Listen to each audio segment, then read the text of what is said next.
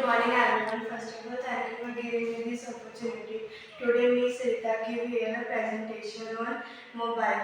Mobile, it is a great gift of modern science. ये portable device है जिसका जो यूज़ है वो पहले कम्युनिकेशन के लिए किया जाता है, बट नाउ हम एंटरटेनमेंट के लिए, एजुकेशन के लिए, रिटेन अर्निंग के लिए एंड एक्सेट्रा वर्क के लिए मोबाइल का यूजेज करते हैं.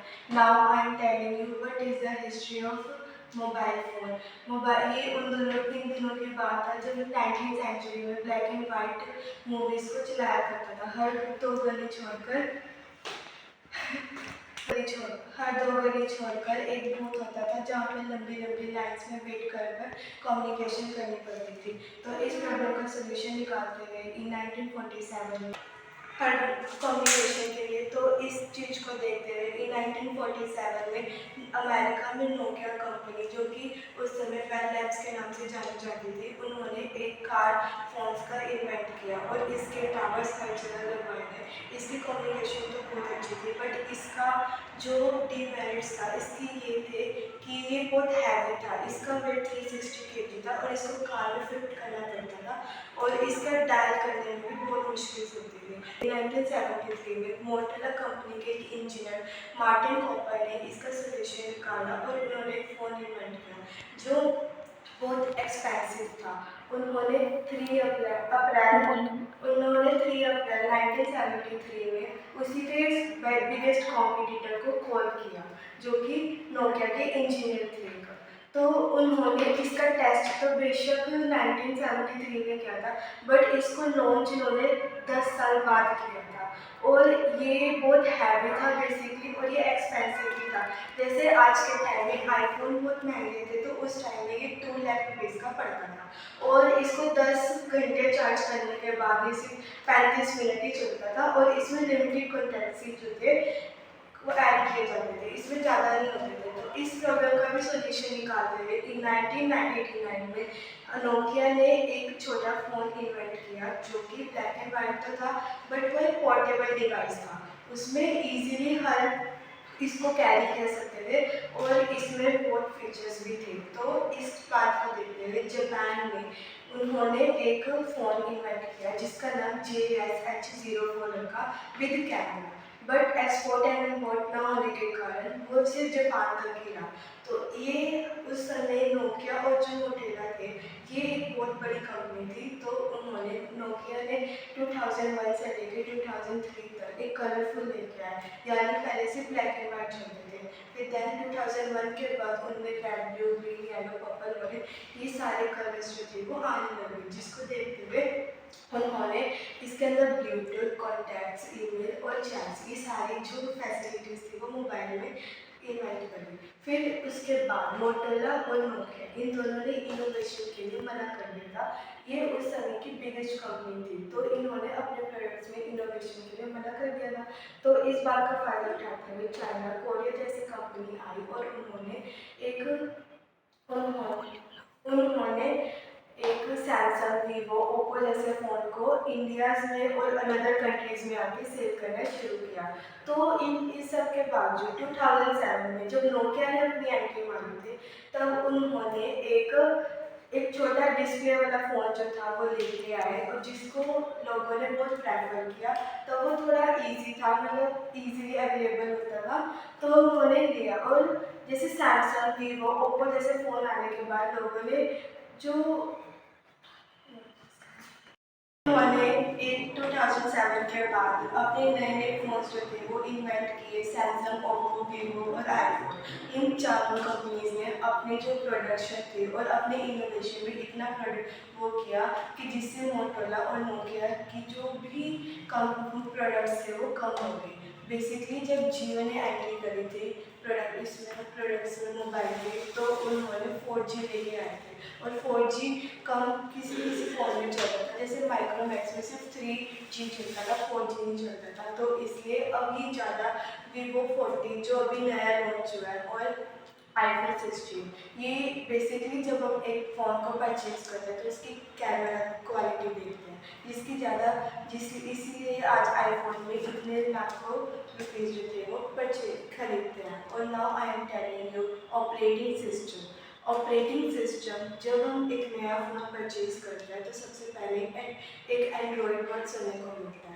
अब एंड्रॉयड वर्ड से सबके दिमाग में आता है कि ये एक कंपनी है, जबकि जैसे ऑपरेटिंग सिस्टम होता है वैसे एंड्रॉयड होता है। जैसे कंप्यूटर्स के अंदर ऑपरेटिंग सिस्टम सबको कंट्रोल करता है, मैनेज करके चलता है और जो जितनी भी उसकी एप्लीकेशंस होती है उनको सही रखता है और उनकी जो भी जैसे फाइल्स होती है उनको रन करने में ऑपरेटिंग सिस्टम हेल्प करता है। तो उसी तरह जो मोबाइल में एंड्रॉयड होता है वो भी हेल्प करते हैं सबकी, और ये ना गूगल से कनेक्ट होते हैं जिसके थ्रू जो हमारा ऑपरेटिंग सिस्टम होता है वो गूगल से कनेक्ट होने के कारण वो इजीली अपडेट होता रहता है और जो भी अपडेशन होती है वो हमारे फ़ोन में इजीली आ जाती है। Then I am telling you current application ये मोबाइल सबसे पहले आता है सोशल मीडिया में सबसे पहले इंस्टाग्राम, स्नैपचैट, फेसबुक और कितनी करंट ट्विटर ये सारी ऐप्स होती है करंट है। इसको मेनली जो लोग पीपल्स हैं वो बहुत ज़्यादा यूज़ करते हैं। दैन अगर हम एजुकेशन की बात करें तो टॉपर, बायजूस, विकिपीडिया ये सारी जो ऐप्स है ये एजुकेशन के लिए यूज़ की जाती है। अगर मैं सर्च इंजन की बात करूँ तो इसमें सबसे पहले नाम गूगल और चैट जीपीटी का आता है जो इस वक्त सबसे ज़्यादा यूज़ की जाती है। और now I am talking about map and navigation. इसका इस्तेमाल गूगल सर्च से भी हम इजीली कर सकते हैं। फॉर एग्जांपल जब हम कहीं जाते हैं तो या तो हमें उसका रास्ता नहीं पता होता या फिर हम भूल जाते हैं या कोई ऐसी जगह आती है जब ट्रैफिक बहुत होता है या सड़क अच्छी नहीं होती तो मैप नेविगेशन जो होता है वो हमारे हेल्प करता है और जो भी ईजिली अवेलेबल हो जो रास्ता जो अच्छी तरह से जाता हो वहाँ तक हमें पहुँचाता है। Now I'm talking about install and uninstall apps।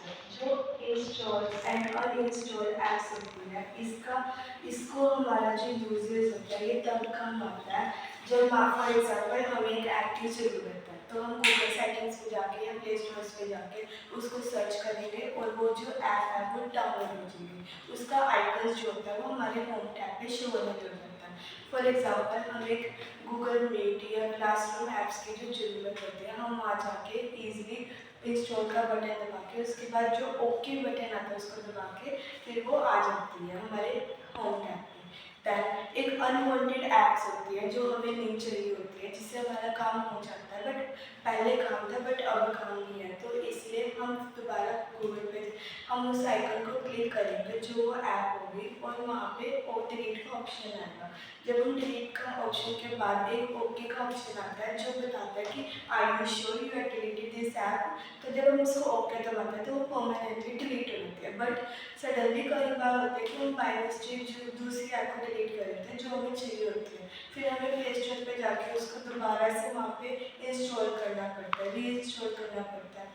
Now I am talking about इसके बाद क्या है now I am talking about digital banking. Digital banking में ये इसलिए यूजेस होती है बिकॉज समटाइम्स या तो किसी पे कैश नहीं होता या वो दूसरी साइड होता है जिससे वो इजीली कैश से नहीं पहुंच पाता या बैंक में जाके लंबी लंबी लाइनों में खड़ा होना पड़ता है।